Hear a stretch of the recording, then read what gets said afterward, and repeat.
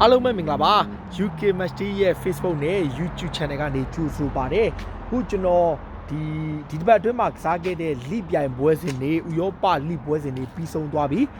ဒီဘယ်လိုပြော Monday night မှာတော့ Liverpool နဲ့ Arsenal တို့ရဲ့ပွဲတော့ကြံသေးတယ်ဒါပေမဲ့ကျွန်တော်တို့ဥရောပတစ်လွှားလုံးကလိပွဲစဉ်တွေကိုကြည့်တဲ့အခါမှာတကယ့်ကိုခြေစွမ်းပြနေတဲ့ကစားသမားတွေရှိခဲ့တယ်ဗျသူပြင် Premier League မှာဆိုရင် hat-trick ရတဲ့ Jamie Vardy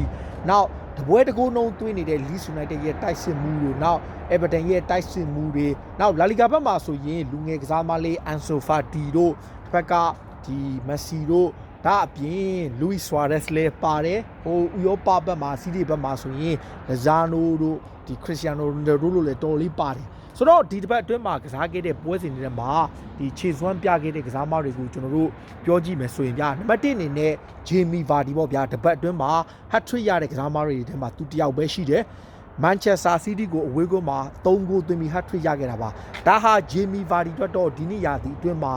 ဒီ9ဂိုးမြောက်သွင်းနိုင်ခဲ့တာဖြစ်တယ်ပယ်နယ်တီက2ဂိုးသွင်းခဲ့ပြီးတော့ဒါစုစုပေါင်း9ဂိုးရခဲ့တယ်အဲ့9ဂိုးမှာManchester City ဘက်ကို hat-trick ကဒုတိယအကြိမ်မြောက်သွင်းတာပါ2016ခုနှစ်တုန်းကသူတစ်ကြိမ် hat-trick သွင်းတယ်ဒါကတော့ဒုတိယအကြိမ်သူ hat-trick ရတာပါဖက်ဂွာဒီယိုလာရဲ့သမိုင်းမှာသူ့ရဲ့ကလပ်ကို hat-trick သွင်းတဲ့ကစားသမားဆိုလို့2ယောက်ပဲရှိတယ် Jamie Vardy နဲ့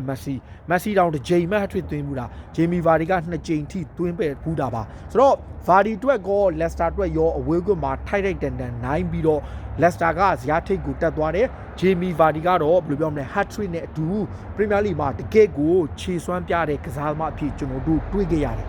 ဒါကဒီ Jamie Vardy ပေါ့ဒီ England Premier League ဘက်မှာပဲကြည့်မယ်ဆိုရင်အခု Leeds United ရဲ့တလုံးနဲ့တော့အနိုင်ဂိုးကိုသွင်းတဲ့ Patrick Bamford ပေါ့ဒီ fantasy ကစားတဲ့သူတွေဆိုပိုသိမှာပါတကယ်ကိုဈေးသက်သာနဲ့ရနိုင်တဲ့ကစားသမားလေးကိုဒီ Premier League ဘက်မှာကျွန်တော်တို့တွေ့တဲ့အခါဒီကစားသမားလေးကလည်းပထမပွဲတုန်းကရောဂိုးသွင်းတယ်ဒုတိယပွဲမှာလည်းဂိုးသွင်းတယ်အခုနောက်ဆုံးဒီပွဲမှာလည်းလှလှပပခေါင်းတိုက်သွင်းသွားတယ်သူ့အတွက်တော့3ပွဲဆက်ဂိုးသွင်းတယ် Leeds United တမိုင်းမှာပထမဆုံးအချိန်3ပွဲဆက်ဂိုးသွင်းနိုင်တဲ့ Premier League ကစားသမားအဖြစ်မှတ်တမ်းဝင်ခဲ့တယ်ဆိုတော့ဒီကစားသမားကလည်း Leeds United အတွက်တကယ်ကိုအားကိုးရတဲ့သူပါနောက်တစ်ယောက်က Dominic Calvert-Lewinဒီနေ့ရာသီမှာသူကလည်း hat-trick ဟိုတနေ့ကရထားပြီးတော့မှဒီတစ်ပတ်မှာလည်းသူနောက်ထပ်အနိုင်ဂိုးတစ်ခုထပ်သွင်းတယ် Calvert-Lewin ကအမှန်တိုင်းပြောရင်ပြီးခဲ့တဲ့ရာသီတွေကစပြီးတော့ Everton မှာခြေစွမ်းပြနေရက Richarlison နဲ့သူနဲ့ပေါ့နောက်အခု Crystal Palace နဲ့ပွဲမှာသူတကိုးသွင်းတယ်နောက်ဒီပြီးခဲ့တဲ့ပွဲတုန်းက hat-trick ဟို Everton နဲ့အစောပိုင်းက Spa နဲ့ပွဲတုန်းကလည်းသူတကိုးသွင်းတော့သူ9ဂိုးသွင်းထားတယ် Dominic Calvert-Lewin ကလည်းကျွန်တော်တို့ဒီတစ်ပတ်အတွင်းမှာတကယ်ကိုစိတ်ဝင်စားစရာခြေစွမ်းဆက်ပြနိုင်တဲ့ကစားမအဖြစ်ရွေးချယ်ရတာပါနောက်တစ်ယောက်က Danny Ings ပေါ့ Danny Ings ကပြီးခဲ့တဲ့ Spa ကိုရှုံးခဲ့တဲ့ပွဲမှာသူ2ဂိုးရခဲ့သလိုဒီတစ်ပတ်သူ Southampton ရဲ့တလုံးတည်းသောအနိုင်ဂိုးကိုလည်းသူပဲသွင်းခဲ့တယ် Southampton အသင်းမှာတကယ်တော့အရေးပါတဲ့ကစားမဆိုလို့ Danny Ings တယောက်ပဲရှိတယ်ကျန်တဲ့ကစားမတွေရှိကနေဂိုးရနိုင်မဲ့အခွင့်အရေးမျိုးဆိုတော့တော်တော်လေးကိုရှားတယ်ဒါ Danny Ings ကဒီတစ်ပတ်အတွင်းမှာခြေစွမ်းပြခဲ့သလိုSouthampton အတွက်တကယ်ကိုအရေးပါတဲ့တိုက်စစ်မှုတယောက်ဖြစ်ရှိတာပါပြီးခဲ့တဲ့ရာသီကလည်း22ဂိုးထိသွင်းထားသူလည်းဖြစ်ပါတယ်ဒါအပြင်ဒါ Premier League ဘက်မှာတော့ဒီကစားမတွေကတော်တော်ကိုခြေစွမ်းပြခဲ့တဲ့သူတွေဖြစ်တယ်ပြီးအသင်းကိုဇက်တိုက်ဂိုးတွေသွင်းထားတဲ့သူတွေပါဒါအပြင်ဒီ La Liga ဘက်မှာဆိုရင်အခု Atletico Madrid ကပူပူနွေးနွေးခေါ်ထားတဲ့ Luis Suarez က2ဂိုးသွင်းတယ်ဗျာဘာစီလိုနာသမိုင်းမှာ198ဂိုးသွင်းပြီးတတိယမြောက်ဂိုးအများဆုံးသွင်းထားတဲ့ Luis Suarez ကခုအတလက်တီကိုရောက်ပြီးတော့ပွဲကစားခွင့်ရတဲ့80မိနစ်ကနေမိနစ်90ဒီ16မိနစ်အတွင်းမှာသူက2ဂိုးသွင်းပြီး1ဂိုးဖန်တီးပေးတယ်ဆိုတော့ဘာစီလိုနာပရိသတ်တွေအတွက် Suarez ကိုတော်တော်လေးဝမ်းနဲ့နေရာမှာ Suarez ကသွင်းဂိုးတွေ Suarez ကဂိုးတွေဖန်တီးမှုတွေပေါ့ဘာကြောင့်လဲဆိုတော့ Suarez ကတကယ့်ကို proper number 9တိုက်စစ်မှုတယောက်ဆိုတာအားလုံးသိတယ်အဲ့ Atletico Madrid ပွဲမှာသူလူစားဝင်လာပြီးတော့မှ2ဂိုးသွင်းပြီး1ဂိုးဖန်တီးပေးတယ်ဆိုတော့ Suarez ကဒီတစ်ပတ်အတွင်းမှာ La Liga မှာလည်းခြေစွမ်းပြသလို Atletico Madrid အသင်းတက်ဒီနေ့ရာသီအတွင်းမှာ Champions League ကိုရရှိနိုင်တဲ့ကစားမ Champions League ဖလားကိုအဓိက push လုပ်ပေးနိုင်တဲ့ကစားမအဖြစ်ဘယ်လိုပြောမလဲသူ့အနေနဲ့မျှော်လင့်ထားတဲ့အနေထားဆိုတော့ Atletico Madrid ရဲ့အိမ်မက်တွေကိုသူဖန်တီးပေးနိုင်မလားဆိုတော့စောင့်ကြည့်ရမယ်နောက်တစ်ခုကတော့အခုဒီ Ansu Fati ပေါ့ Barcelona ရဲ့ Ronald Koeman ရဲ့ New Look Barcelona အသင်းမှာ Ansu Fati က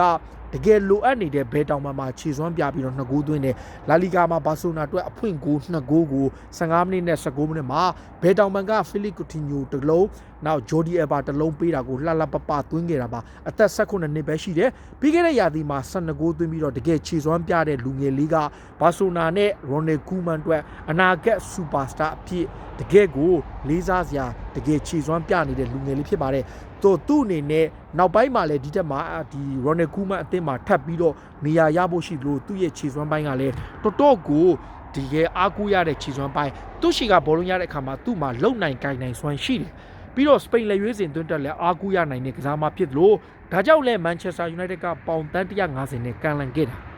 ယူရိုတန်း150ပေါ့ဘာဆိုနာကတော့သူ့ကိုစာချုပ်သစ်ချုပ်ဆိုပြီးအသင်းမှာဆက်ထားဖို့ဆုံးဖြတ်ခဲ့တယ်လို့ယူရိုတန်း400အထိတောင်မှ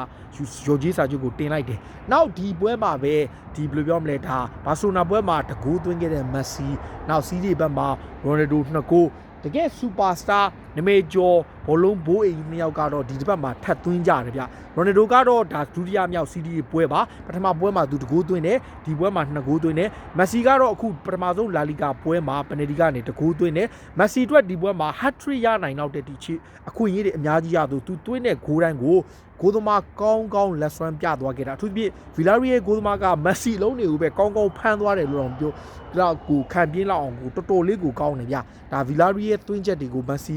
ကောင်းသွင်းခဲ့ပေမဲ့ဂိုးသမားလက်စွမ်းပြခဲ့လို့သူတကိုးနဲ့အဆုံးသတ်ခဲ့ပေမဲ့သူ့အနေနဲ့တော့နောက်ထပ်လာလီဂါရဲ့အဖွင့်ဂိုးတကူကိုရပြီးတော့သူ့ရဲ့သွင်းဂိုးတွေကိုစတင်ပါပြီဒါက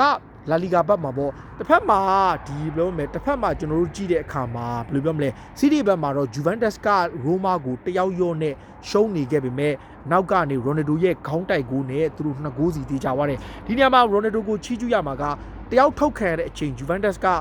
ဒီ10ယောက်17ယောက်နဲ့ကစားရပေမဲ့ရိုမာကိုတော်လေးကိုကောင်းမွန်ရှင်ကစားနိုင်တယ်တိုက်စစ်လည်းဖိကစားနိုင်တယ်အခွင့်အရေးတွေလည်းသူတို့ဖန်တီးပေးနိုင်တယ်ပထမပိုင်းမှာတော့ဒီရိုမာကဥဆောင်ကိုသွင်းတယ်ရိုနယ်ဒိုကပနတီနဲ့ပြန်ချေနောက်ရိုမာကထပ်သွင်းနောက်ရိုနယ်ဒိုကဒန်နီလိုပေးတာကနေခေါင်းတိုက်ပြီးသွင်းတာဒါဟာရိုနယ်ဒိုတွက်တော့ဥရောပ top 5 လိမှာ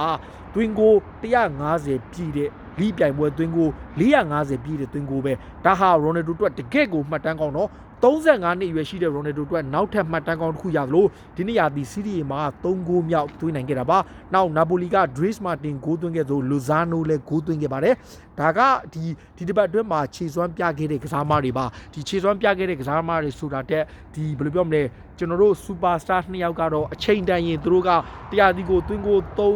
40-50အထက်ရတဲ့ကစားသမားတွေဖြစ်တဲ့ကြောင့်သူတို့ဘက်ကမိထားကတော့အချိန်တန်ဂိုးသွင်းနေတာဖြစ်မဲ့တခြားကစားသမားတွေကတော့ထူးထူးခြားခြားခြေစွမ်းပြတာပါဆိုတော့ကျွန်တော်အနေနဲ့မေးချင်တာကလာလီဂါမှာ top goal scorer စုကိုမက်ဆီဆွာရက်စ်ဘန်စီမာတို့တွေကဘယ်သူရနိုင်မလဲစီးတီးမှာရောဒီနေ့ဒီခါရိုနယ်ဒိုက top goal scorer စုကိုရနိုင်လားအီမိုဘီလီလည်းဂိုးသွင်းခဲ့တာပဲဟိုတနေ့ကလူကာကူလည်းဂိုးသွင်းခဲ့တာဆိုတော့လာမယ့်ရာသီစီးတီးမှာလူကာကူအီမိုဘီလီခရစ္စတီယာနိုရိုနယ်ဒို3ယောက်ထိပ်ကဘယ်သူရနိုင်လဲနောက်ပြင်သစ်ဘက်မှာတော့အခါဒီ2ဂိုးသွင်းပြီးတော့ခြေစွမ်းပြခဲ့တယ်ဒါကဒီမင်းညကကစားခဲ့တဲ့ဒီတစ်ပတ်တွင်းကစားခဲ့တဲ့ဒီဥရောပထိပ်တန်းလိ5လိကခြေစွမ်းပြခဲ့တဲ့အသင်းတွေကသွင်းဂိုးတွေနဲ့တကယ်ဂိုးသွင်းစွမ်းရှင်တွေနဲ့တကယ်ခြေစွမ်းပြသူတွေကိုတင်ဆက်ပေးတာပါကျွန်တော်တို့ UK မရှိကနေပုံမှန်တင်ဆက်ပေးနေတဲ့နောက်ဆုံးရအားကစားသင်းတွေဘောလုံးသင်းတွေ review တွေကိုကြည့်ရှုအားပေးသူဘောလုံးချစ်ပိတ်သက်တွေအားလုံးကိုထူးပဲကျေးဇူးတင်ကြောင်းပြောရင်လည်းကျွန်တော်တို့ရဲ့ဒီကနေ့အစီအစဉ်ကိုဒီမှာပဲဆုံးသက်ပြစေအားလုံးကိုကျေးဇူးတင်တယ်နော်